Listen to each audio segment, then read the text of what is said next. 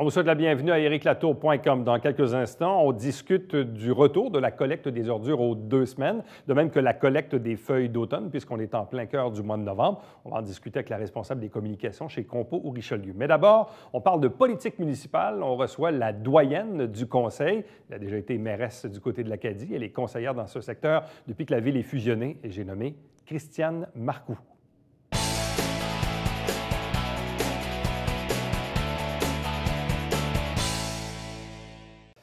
Comme on le fait à chaque automne, on fait des entrevues avec des conseillers municipaux de la ville de Saint-Jean-sur-Richelieu, question de tracer le bilan de la dernière année ou des dernières années, parce que là, dans le fond, il y a 3 années au mandat en cours et l'année qui suit, évidemment, l'année qui vient, qui est une année préélectorale. Cette fois, on parle du secteur l'Acadie avec la conseillère Christiane Marcoux. Bonsoir et bienvenue. Bonjour, M. Latour. Vous êtes conseillère depuis combien de temps? Ça va faire 25 ans dans quelques jours. Est-ce que vous incluez là-dedans votre bout comme mairesse de l'Acadie? Oui. J'ai commencé en politique en 1991, en novembre 91. Comme conseillère à l'Acadie? Comme conseillère. À l'époque de M. Lucier? À l'époque de M. Lucier, oui. Et vous avez pris sa relève en? 1998 et jusqu'en 2002. J'ai été maire de l'Acadie. Après ça, conseillère municipale dans la ville de Saint-Jean. Donc, 25 ans de politique municipale à la fois à l'Acadie et depuis la ville fusionnée. Oui. Pourquoi cette passion pour la politique municipale? Pourquoi 25 ans passés à faire de la politique municipale dans son milieu? J'aime les gens. Au départ, j'aime beaucoup les gens, j'aime ça répondre à leurs demandes. Moi, quand ils m'appellent, ça ne me dérange pas, ça me fait plaisir. J'ai souvent dit à la blague que faire de la politique, c'est une vocation, hein, parce qu'il faut être très disponible. Bon. C'est beaucoup Évidemment, de travail. Parmi les enjeux, disons, si on parle des 3 dernières années, oui. Il y en a un, évidemment, qui était même entamé dans l'ancien mandat, c'était évidemment la problématique de l'alimentation en eau potable pour le parc Rémiard. Oui. Ça, c'est réglé, c'est fini, c'est terminé. Oui, ça, c'est fini. En novembre 2013, quand on est allé en campagne électorale, je crois qu'on était à ouvrir les soumissions, là. Fait que les travaux ont eu lieu majoritairement en 2014. Fait que c'est complètement terminé. Les gens, maintenant, ont l'aqueduc municipal. Bon. Est-ce que le tout s'est fait, finalement, à la satisfaction des propriétaires de maisons mobiles? Parce qu'on le sait qu'eux sont sur un terrain qui appartient à la compagnie Parkbridge.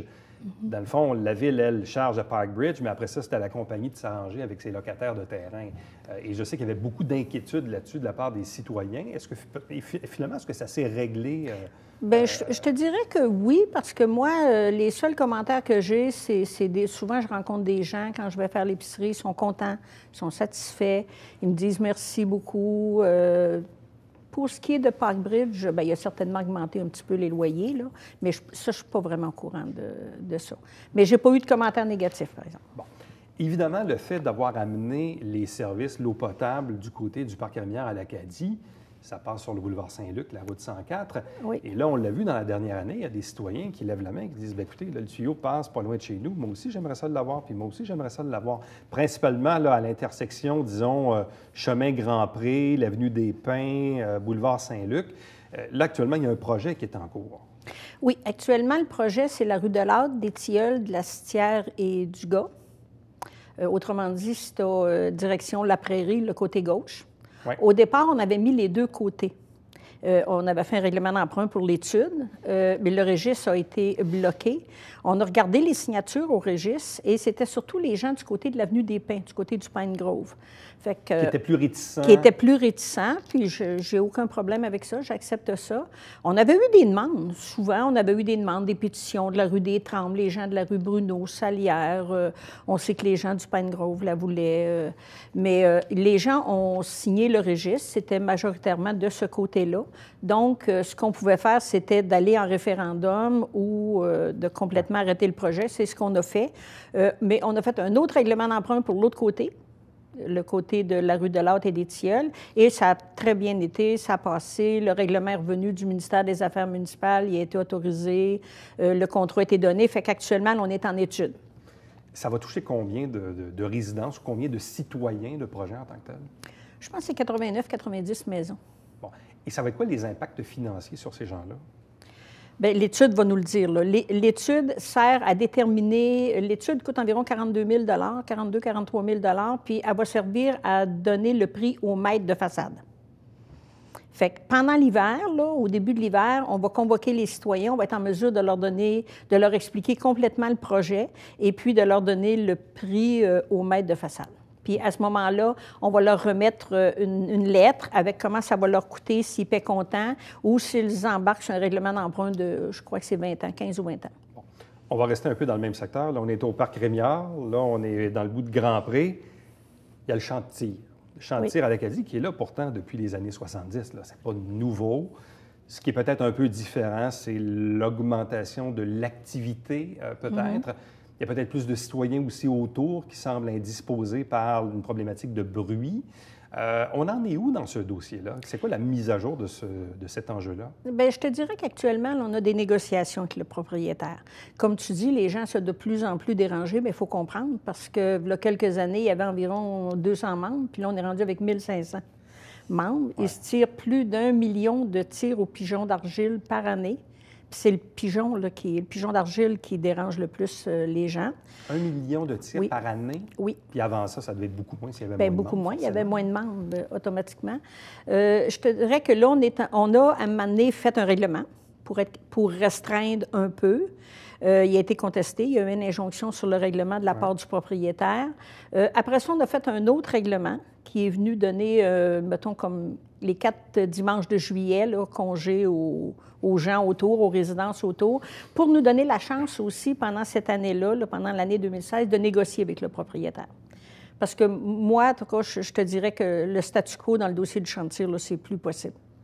Parce qu'il y a trop de membres, puis ça dérange beaucoup. Fait qu'il faut travailler ce côté-là. Comment, comme ville, on peut gérer, d'une part, un droit acquis, parce qu'évidemment, le chantier est là depuis une quarantaine d'années, mais à l'opposé, des citoyens qui sont en quête, disons, d'avoir une certaine tranquillité. Parce que si effectivement on augmente le niveau d'activité, bien là, comme on dit en anglais, la game change. C'est plus du tout la même chose. Comment on peut gérer ça? Parce que certains vont vous dire, oui, mais les citoyens sont allés s'établir près d'un chantier en sachant très bien que ça pouvait potentiellement les déranger.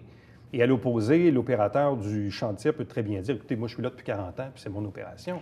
Comment on arrive à jauger les deux, là? Bien, je te dirais que quand vous dites je suis là depuis 40 ans, c'est pas tout à fait exact, là. Il y a eu beaucoup plus d'augmentation depuis 2001-2002 quand M. Ouimet l'a acheté, parce que c'est à ce moment-là qu'il y avait 190 membres. Fait que, puis oui, il y avait des tirs de temps à autre, mais pas comme on vit là. Fait que, puis les constructions entre 2002 puis aujourd'hui, ça n'en est pas fait tant que ça, là. Mais est-ce que la Ville est capable de faire appliquer son règlement sur le bruit? Parce que ça, c'est revenu souvent au Conseil. Les gens disent, oui, mais il y a un règlement, mais est-ce qu'on est capable de le faire appliquer? Oui, mais ça prend des tests de son. On s'est aperçu avec les tests de bruit qu'on a faits, là, qu'ils ne respectaient pas tout le temps, qu'ils dépassaient le 60 décibels là, de la ville, 60, 65, là, tout dépendant de l'heure de la journée. Celui du ministère de l'Environnement, c'est encore pire, c'est 45. Puis ça, on sait qu'ils ne respectent pas du tout. Il y a même eu une infraction, là, dernièrement. Fait que, écoutez, oui, on est capable de le faire respecter, mais je pense qu'il faut y aller par négociation, il faut travailler avec lui. La possibilité, moi, je pense que qu'est-ce qu'il faudrait faire, c'est mettre un toit sur le chantier. C'est pas... Il y a toujours ce projet d'avoir un chantier intérieur. Oui. Bon, et il y avait aussi, attenant à ça, un projet de développement domiciliaire avec ça aussi. Ça, on a essayé de le régler parce que comme on n'est pas dans le périmètre urbain, qu'on est dans le périurbain, au niveau du schéma d'aménagement de la MRC, il est interdit de faire de l'ouverture de nouvelles rues. Fait que ça nous prenait une autorisation pour être capable de développer autour. Le propriétaire nous avait dit, bien, si je peux faire un peu de construction résidentielle, ça va m'aider, puis je vais mettre un toit dessus, dessus le chantier. Mais le ministère, on a fait 2 règlements à la MRC et le ministère des Affaires municipales a refusé les 2. À cause de l'orientation 10 du gouvernement. Fait que c'est arrêté là. Bon, revenons un peu plus au village, au cœur même de l'Acadie, l'Église. Oui. Bon, tu sais, il y a un comité là, qui s'en occupe, M. Tremblay, M. Bonaldo et compagnie. Là, il y a une réelle intention, je pense, parce qu'au départ, les gens disent « Ouais, mais la Ville a juste acheté ça. » C'est sûr que la Ville, elle peut acheter bien des trucs, là, mais il y a des choix à faire. Oui. Là, qu'en est-il à l'égard des négociations entre la Ville et la Fabrique pour que la Ville se porte acquéreur du bâtiment? Puis après ça va être quoi la suite de l'Église de l'Acadie? Qu'est-ce qu'on va faire dans l'Église de l'Acadie? Actuellement, les négociations sont terminées. On a eu plusieurs rencontres. On est parti de très loin. Oui. On s'est entendu. La fabrique va céder l'église et le presbytère à la ville pour 1 $. Ce qu'on aura à payer, c'est la taxe cathédratique. C'est 7,7 normalement du prix de vente qui s'en va au diocèse. Oui. Mais dans notre cas, comme le prix de vente est d'1 $, ça va faire des scènes. Là. Ça va faire des scènes. Fait que la loi, ce qu'elle dit, le loi à eux, là, c'est 7,7 de la valeur des bâtiments, la valeur municipale des bâtiments qui sont cédés. Ouais. On a eu un avis juridique pour nous dire que la ville ne peut pas être propriétaire d'un cimetière, que ce n'était pas légal. OK. Il faut que ce soit un OSBL? Faut leur laisser à eux. Okay. On a regardé ça de différentes façons. Et la dernière rencontre qu'on a eue, bien, les arpenteurs géomètres étaient passés, ils avaient subdivisé, ils avaient séparé le cimetière des 2 autres bâtiments. On les a évalués, on a discuté avec la fabrique, on s'est entendu sur le prix, parce que ça va venir jouer sur le 7,7. Là. Parce que l'église, tout ensemble, c'était évalué à 1 581 000. Fait que là, si on enlève la valeur du cimetière, bien, le 7,7 va être un petit peu moins. Mais on nous donne 10 ans pour payer la taxe là, cathédratique. Sauf que là, dans le fond, vous dites, OK, bon, la fabrique nous vend ça pour 1 $. Bon, oui, il y a une taxe, là, on comprend. Mais en même temps, vous portez acquéreur d'un bâtiment qui a besoin de beaucoup d'amour. Là. Bien, il y a déjà eu quand même pas mal de réparations avec les campagnes de financement. Oui. Depuis, je vous dirais, depuis 2 ans, il y a eu pas mal d'argent d'investi dans l'Église. Ouais. Les fenêtres ont tous été changées, la toiture, il y a eu le perron, tout le bricolage, pas le brique, mais la pierre autour du bâtiment, le revêtement, ça a été réparé. La structure du bâtiment est bonne. C'est surtout l'intérieur, la peinture, ces choses-là qui restent à investir. Là. Pourquoi la Ville achète ça? Et qu'est-ce que la Ville va faire avec ça? La première des choses, on l'achète, on le prend parce que c'est un bâtiment qui est patrimonial. Oui. C'est classé au niveau du Québec, au niveau de la Ville aussi. Fait que je pense qu'on ne pourrait pas laisser aller un patrimoine comme celui-là. On l'a vu d'ailleurs dans les journaux, les gens ont écrit beaucoup de lettres. Qu'est-ce qu'on va faire avec ça? Il y a un protocole qui va être signé d'utilisation avec la fabrique. La fabrique veut continuer à faire le culte dans l'Église avec un calendrier bien établi qu'ils vont nous donner au début de chaque année. Ils vont nous dire, bien, on en a besoin tant d'heures par semaine pour les messes. Ils vont nous donner les dates des mariages, les heures, les baptêmes également. Les funérailles, bien, ça va être un petit peu plus compliqué, mais ça, on va s'ajuster avec eux autres. Mais eux veulent avoir l'utilisation de l'Église pour le culte là, pour quelques heures là, par semaine. Là. Bon. Vous êtes également présidente de Compo Richelieu. Oui. Dites-moi, parce qu'un des enjeux qu'on avait, c'était l'imposition éventuelle d'un bac brun pour le compostage. À l'occasion de la dernière entrevue avec la directrice générale, Mme Deschênes, on nous parlait d'un projet pilote, peut-être, pour soit un secteur de la ville de Saint-Jean, puis une ville, disons, rurale. Oui. Là, on est à l'automne 2016. On en est où avec le projet des bacs bruns? On en est où avec le projet des bacs bruns? Ça s'en vient. C'est un gros dossier, vous savez, c'est plusieurs millions. Actuellement, on a eu notre autorisation de la Commission de protection du territoire agricole. Ça a pris plus d'1 an. On l'a eu cette année. Là, actuellement, on est à préparer notre plan d'affaires. On travaille sur le plan d'affaires et également, il faut obtenir un certificat d'autorisation du ministère de l'Environnement. Fait qu'on est à travailler, on fait des études, on a fait des études d'odeur, on a fait l'étude environnementale phase 1, phase 2, puis on travaille en parallèle, là, mais notre demande n'est pas déposée encore au ministère de l'Environnement, ça va se faire bientôt, mais on regarde éventuellement un projet pilote pour 2017. Projet pilote pour 2017? Pour 2017. Ça pourrait durer 1 année, là. Oui, ça nous prend ça pour voir toutes les saisons, pendant les différentes saisons. Est-ce que les gens, qu'est-ce qu'ils mettent dans le bac? Du gazon, des feuilles? Ça veut dire que pas avant 2018, avant qu'on voit ça à nos portes, là. Oui, pas avant 2018. Parce qu'après l'obtention du certificat d'autorisation du ministère de l'Environnement, moi, je me donne à peu près 1 an pour ça. C'est long, c'est des négociations et tout. Après ça, il y a 6 mois de construction. Ouais. Fait que moi, je pense, en tout cas, on vise la deuxième partie de 2018, mais le projet pilote dans une municipalité rurale et dans un secteur de Saint-Jean, ça sera en 2017. Bon, dernière question à vocation plus politique. On est dans une année électorale. Je la pose à vos autres collègues. Allez-vous vous représenter? Et si oui, allez-vous le faire en équipe? Et si oui, allez-vous même appuyer le maire Fecteau? Moi, je te dirais, je vais répondre à ta première question. Oui, mon intention est de revenir. Mais il est beaucoup trop tôt pour moi pour dire je reviens-tu en équipe, j'y vais-tu indépendante, j'appuie-tu un candidat ou l'autre. Là. Je ne suis pas vraiment rendue là. Je vais plutôt concentrer mes énergies pour gérer la ville puis me rendre aux élections de 2017. Je vous pose une sous-question. Vous l'avez dit tantôt, ça fait 25 ans que vous faites ça. Pourquoi un autre mandat? Qu'est-ce qui vous motive à refaire un autre mandat? Parce que j'ai encore le goût, puis j'ai encore du plaisir à le faire. J'ai toujours dit que quand j'aurai du plaisir à le faire, je reviendrai. Madame Marcoux, merci beaucoup. Ça m'a fait plaisir. Restez avec nous, puisqu'au retour, justement, on reçoit la responsable des communications de Compo Richelieu pour parler de la collecte des feuilles d'automne, mais aussi pour le retour aux 2 semaines de la collecte des ordures ménagères.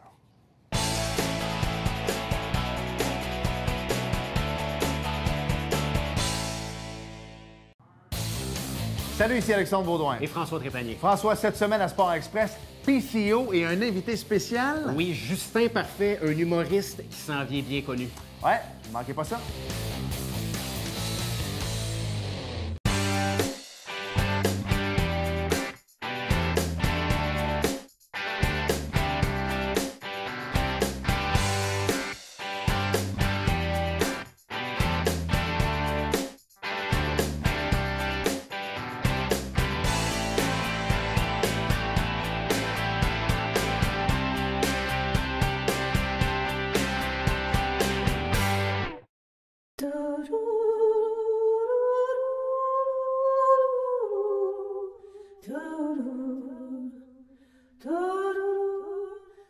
Coulisses Bêta, jeudi, 19h.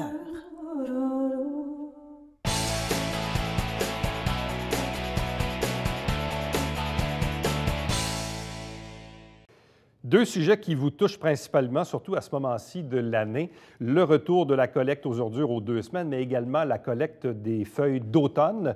On en discute avec Cindy Roussel, qui est responsable des communications chez Compo au Richelieu. Bonsoir et bienvenue. Bonsoir, merci.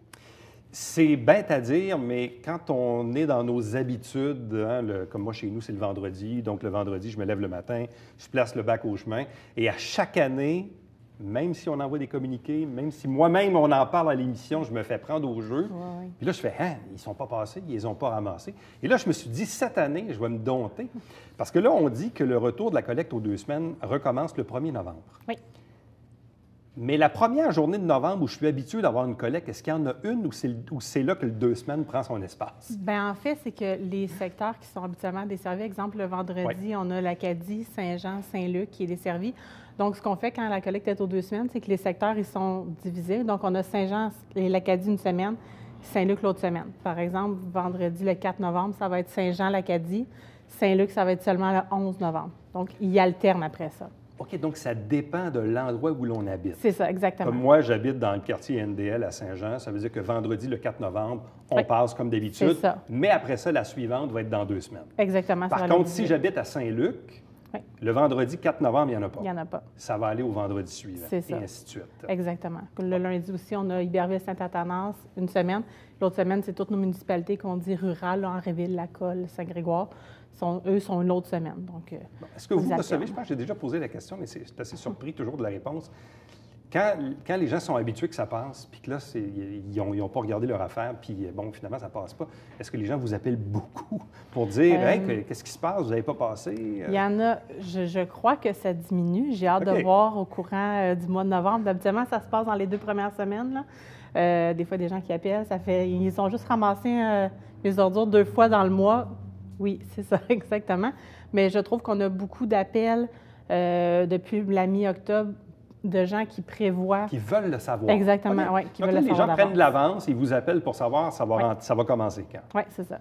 OK. Parce que je sais que l'année passée, j'avais posé la question, puis j'étais assez étonné de la réponse de voir qu'il y avait autant de gens qui vous téléphonaient pour dire qu'est-ce qui se passe. Là. Oui, il y en a beaucoup. Il y en a aussi qui le réalisent plus tard. C'est sûr que si on est habitué de mettre des ordures une fois aux 3 semaines, des fois, on ne s'en rend pas tout de suite compte. Oui, ça, c'est l'autre affaire aussi. Moi, je prends l'exemple, je ne sais pas, de ma mère qui habite seule, qui, d'elle-même, ne le met pas à toutes les semaines. Non, c'est ça. Parce que le bac n'est pas assez plein. C'est plus facile. Il y a plus de chances, à ce moment-là, de perdre le fil, mais ce n'est pas de mauvaise habitude de le mettre moins souvent. C'est juste que ça prend un peu plus d'avoir conscience de son calendrier de collecte un petit peu plus. Bon. D'ailleurs, de quelle façon les gens peuvent-ils connaître leur calendrier de collecte? Il n'y a pas maintenant sur le site Web une place où on peut rentrer, je pense, son code postal ou oui, on a voir sa l'outil rue. ou quand quoi sur notre site Internet. On peut rentrer, dans le fond, on rentre notre secteur, le nom de la rue, et puis ça nous donne la journée de collecte dans notre secteur. Pour la collecte d'ordures 2 semaines, il y a un lien qui mène vers les calendriers.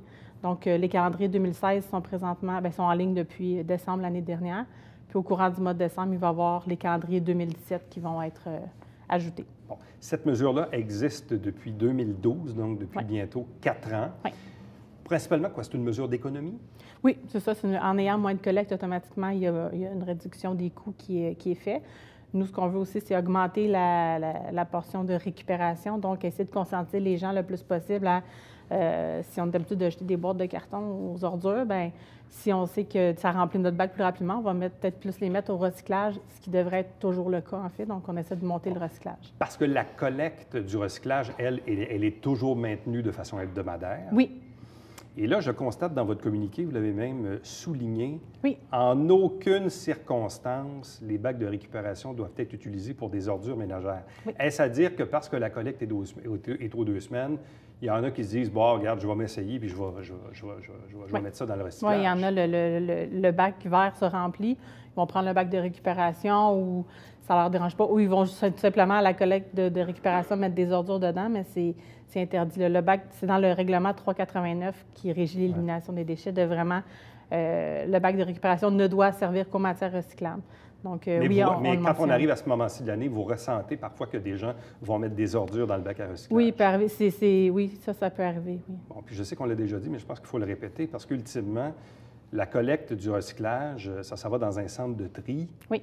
Où il y a des humains là, qui travaillent puis qui trient les affaires. Là. Donc, si vous jetez des trucs périssables, ça crée des ennuis. Il y a toujours des gens qui disent, oui, mais il y a des gens qui sont payés pour trier, mais ils sont payés pour trier des matières recyclables, papier, carton, plastique, verre, métal, mais pas pour trier des déchets. Pas pour trier vos déchets périssables. Exactement, là, des mouchoirs, puis des couches, puis de tout. Ça, c'est pas ce qui est... Il faut juste peut-être y penser quand on pose le geste. Bon, également, vous dites, c'est important de le dire, pour les gens qui habitent dans des immeubles à condo, des immeubles à logement, où ces gens-là, généralement, ont des gros bacs ou des conteneurs à l'extérieur. Ça, la collecte des ordures se fait quand même à toutes les semaines. Dans le fond, c'est tous les immeubles qui sont de 6 logis et plus, qui ont un conteneur. Eux, la collecte, elle continue quand même à toutes les semaines parce que c'est toujours plus difficile de gérer les conteneurs, ce qui est mis à l'intérieur, la quantité de déchets aussi. Donc, ça, on n'a pas touché à ça. Bon, si on revient aux résidences là, qui vont tomber aux 2 semaines à partir du 1er novembre, et ça va être comme ça jusqu'au 1er avril? Oui, jusqu'au 31 mars. Jusqu'au 31 mars, bon. Est-ce que les gens ont moins d'ordures durant l'hiver ou c'est le simple fait que le fait qu'on puisse avoir des ordures dans le bac durant 2 semaines, il y a moins de possibilités d'avoir de mauvaises odeurs là, ou de vermine? Bien, il y a un petit peu des deux. C'est sûr que ça permet justement en hiver, habituellement, là, c'est tout gel, donc il y a une possibilité de garder les ordures plus longtemps. Mais je pense aussi qu'il commence à avoir une diminution là, au niveau de la quantité d'ordures. Ça aussi, puis l'application de plus en plus là, du règlement au niveau des matériaux de construction, du bois, les meubles en bois, l'électronique aussi, qu'on ne prend plus du tout aux ordures. Donc, tout ça fait que ça fait une diminution des ordures. Et les gens, on le voit avec les statistiques aussi, augmentent de beaucoup leur fréquentation dans les écocentres pour aller disposer là, de Oui, beaucoup. De tout. Ces temps-ci, c'est les feuilles, les branches, mais à l'année, c'est... Parlons-en justement des feuilles et des branches, parce que moi, à chaque semaine, pas loin de chez moi, je vois les gens, évidemment, qui arrivent avec des petites remorques et vont porter ça directement à l'écocentre, ce qui est correct aussi. Oui. Mais il y a aussi la collecte des feuilles d'automne ou des feuilles mortes, là, c'est ça non. J'ai déjà vu, moi, des gens mettre des sacs avec des feuilles en bordure de leur terrain. Par contre, elles ne sont pas ramassées tout de suite. Là. Non, c'est ça. Ça fait quelques années, ça doit faire peut-être 3-4 ans qu'on fait ça. Un mois avant la première collecte, on arrête de ramasser. On demande aux collecteurs d'arrêter de ramasser les sacs de feuilles qui sont mis en bordure de rue. Ça permet d'augmenter la quantité de feuilles qu'on envoie au compostage plutôt qu'à l'enfouissement. Donc, ça permet aussi d'avoir un plus grand... diminuer l'enfouissement puis augmenter le compostage des feuilles. Bon. À quel moment va se faire la collecte des feuilles d'automne? Parce que je vois dans le calendrier, lundi 7 novembre, Saint-Paul-de-l'Île-aux-Noix, mardi le 8, Henrieville-Noyant-Saint-Sébastien, jeudi le 10, Lacolle-Saint-Valentin, vendredi le 11, Saint-Blaise, secteur l'Acadie, secteur Saint-Jean, Le samedi 12, le secteur Saint-Athanase. Le lundi 14, Mont-Saint-Grégoire-Sainte-Brigide. Le mardi 15, Saint-Alexandre. Le vendredi 18, le secteur Saint-Luc et Venise en Québec. Et le samedi 19, le secteur Iberville. Oui. Donc, ça veut dire que moi, exemple, si j'habite à Saint-Jean, vendredi, le 11 novembre, si je mets des sacs avec des feuilles mortes le long du chemin, il y a quelqu'un qui va venir les ramasser. Oui, exactement. Oui. Bon, on fait quoi avec ces feuilles-là, ultimement? Ces feuilles-là, dans le fond, ils vont être envoyés pour du compostage. Ils sont utilisés comme fertilisants sur les terres agricoles. Donc, nous, on fait affaire avec une firme qui trouve les terres agricoles. Puis, à ce moment-là, bien, les sacs ils vont être verts et puis les feuilles vont pouvoir être épandues puis servir de fertilisant. Bon. Donc, évidemment, ça réduit ce qui est envoyé à l'enfouissement. Oui. C'est bien sûr récupéré, comme vous le dites, compostable. Oui. Et je pense, de mémoire, qu'année après année, il y a toujours une certaine augmentation de la collecte des feuilles. Oui, il y a toujours une bonne augmentation par la collecte des feuilles. Puis aussi, on note aussi une augmentation dans les écocentres au niveau des résidus verts, là, des feuilles qui sont apportées. Donc, les gens sont plus conscients, je pense, du potentiel de leurs feuilles à place de les mettre aux ordures. À ce moment-là, au moins, ils sont compostés. Bon, les responsables de la collecte n'ont pas de difficulté à savoir qu'est-ce qui est un sac à ordures et un sac de feuilles mortes, là? Non, c'est assez rare. Bien, on recommande aux gens de mettre d'utiliser des sacs orange ou transparents. Ouais. Sinon, bien, j'en ai vu plusieurs même sur Généralement, la route. sont assez légers. C'est ça, sont assez facile légers, à distinguer. sont faciles à voir. Quand il y a 15 sacs noirs, là, tout bien rare, habituellement, c'est assez facile à voir. Sinon, les gens peuvent mettre une note sur leur sac. Parce qu'il y a plusieurs années, on organisait d'autres genres de collectes où on pouvait, comme, je ne sais pas moi, chez moi, aller les porter au parc. Okay. Mais là, maintenant, il y a vraiment une collecte à domicile, là. Oui, c'est ça. Bien, depuis l'année passée, en fait, la collecte avec la Ville de Saint-Jean, ça se fait depuis plusieurs années. Depuis l'année passée, les 12 municipalités que Compo-Richelieu dessert bénéficient, dans le fond, de la collecte de feuilles. Donc, ça, c'est déjà prévu. Donc, ça aussi, ça l'aide à augmenter le tonnage. Mais effectivement, les collectes dans les parcs, on le fait. La Ville de Saint-Jean le fait pour les sapins de Noël. Pour les feuilles, ça se peut, ça date de quelques années. De quelques années. Donc, on le répète, compo.qc.ca, soit pour savoir votre nouveau calendrier de collecte des ordures aux 2 semaines pour les 6 prochains mois, mais aussi pour la collecte des feuilles d'automne. On les a nommées tantôt avec les dates et les municipalités ou les secteurs de la Ville de Saint-Jean. Encore là, les gens peuvent référer au site Internet, bien sûr, pour savoir à quel moment au juste on va, bien sûr, les recueillir. Oui. Bien, merci infiniment. Merci à vous. Restez avec nous, puisqu'au retour, on vous présente le Bavière quotidien.